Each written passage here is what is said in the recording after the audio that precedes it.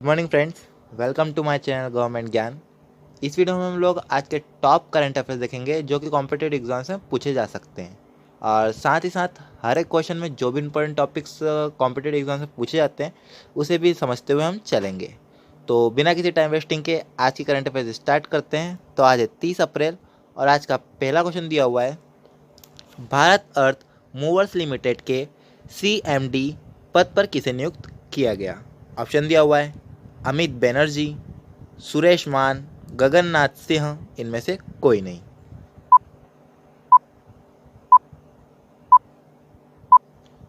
तो इस क्वेश्चन का आंसर हो जाएगा आप लोगों का अमित बनर्जी। तो अमित बनर्जी को मूवर्स लिमिटेड के CMD के पद पर नियुक्त किया गया है। अगर हम लोग भारत अर्थ मूवर्स लिमिटेड के मुख्यालय मतलब हेडक्वार्टर की बात करें तो ये हेडक्वार्टर होता है आपका बेंगलुरु में। तो हर बार क्वेश्चन पूछ लिया जाता है कभी कभी कि आपका जो है भारत अर्थ मूवर्स लिमिटेड का हेडक्वार्टर कहाँ पर है, तो आप बताएंगे बेंगलुरु में। और अगर पूछ लिया जाएगा आपसे कि स्थापना कब हुई थी, तो स्थापना बता देंगे आप लोग 1964 में इसकी स्थापना हुई थी। तो इसी के साथ अगला क्वेश्चन देख लेते हैं। तो दादू दान का निधन हुआ, वह एक प्रसिद्ध क्या थे। ऑप्शन दिया हुआ है अभिनेता, लेखक, कवि, इनमें से कोई नहीं।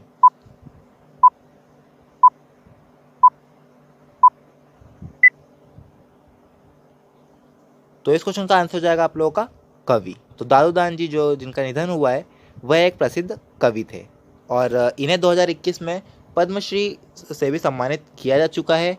और इन्होंने 15 गुजराती फिल्मों के लिए गीत भी लिखे हैं।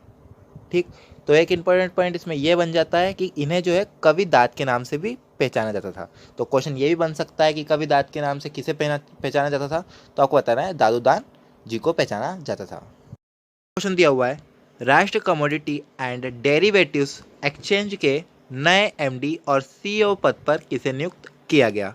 ऑप्शन दिया हुआ है जयदेव ठाकुर, अरुण रस्ते, नरेश राय, इनमें से कोई नहीं।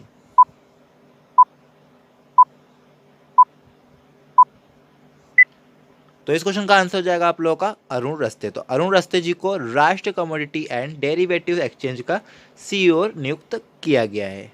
और अगर हम लोग NCDEX राष्ट्रीय कमोडिटी एंड डेरिवेटिव एक्सचेंज के मुख्यालय हेडक्वार्टर की बात करें तो ये हेडक्वार्टर है आपका मुंबई में। ठीक है, तो क्वेश्चन ये भी पूछा जा सकता है कि आपका NCDEX का जो है मुख्यालय कहाँ पर है, तो वो है आपका मुंबई में। और इसकी स्थापना कब हुई थी, तो 2003 में इसकी स्थापना हुई थी। अगला क्वेश्चन दिया हुआ है, श्रमिक स्मृति दिवस कब मनाया गया। ऑप्शन दिया हुआ है 21 अप्रैल, 24 अप्रैल, 28 अप्रैल और 19 अप्रैल।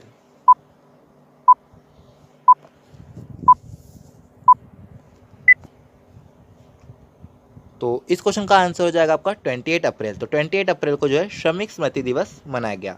और इसका सब्जेक्ट क्या था, तो सब्जेक्ट था इसका health and safety is a fundamental worker rights. तो इसे थीम भी बोल सकते हैं। तो क्वेश्चन ये भी पूछा जा सकता है कि श्रमिक स्मृति दिवस का 2021 में थीम क्या था। तो थीम जो है आपका ये था health and safety is a fundamental worker rights.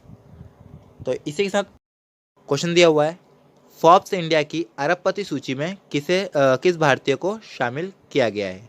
Option दिया हुआ है डिम्पल यादव, महेश रावत, संजय अग्रवाल, इनमें से कोई नहीं।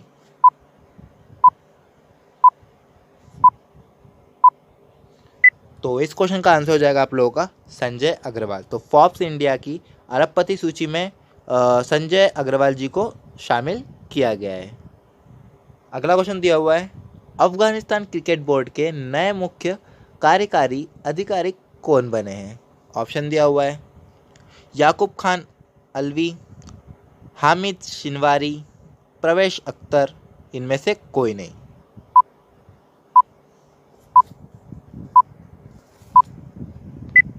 तो इस क्वेश्चन का आंसर हो जाएगा आप लोग का हामिद शिनवारी जी। तो हामिद शिनवारी जी को अफगानिस्तान क्रिकेट बोर्ड के नए मुख्य कार्यकारी अधिकारी बने हैं।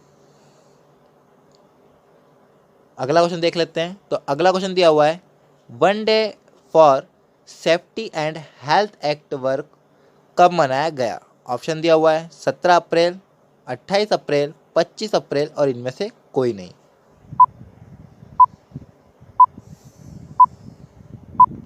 तो इस क्वेश्चन का आंसर हो जाएगा आप लोगों का 28 अप्रैल। तो 28 अप्रैल को world day for safety and health act work के रूप में मनाया गया। क्वेश्चन दिया हुआ है, भारत 2020 में सैन्य खर्च करने के मामलों में किस स्थान पर रहा? ऑप्शन दिए हुए हैं छठे, दूसरे, पांचवे और तीसरे।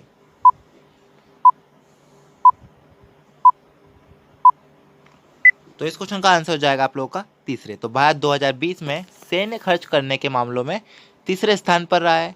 और अगर क्वेश्चन ऐसा पूछ लेता है कि पहले स्थान पर कौन रहा है सैन्य खर्च करने के मामलों में, तो अमेरिका पहले स्थान पर रहा है और चीन जो है दूसरे स्थान पर रहा है। अगला क्वेश्चन दिया हुआ है, किस संगठन ने एकल क्रिस्टल ब्लेड तकनीक विकसित की है? ऑप्शन दिया हुआ है बेल, इसरो, डीआरडीओ, इनमें से कोई नहीं।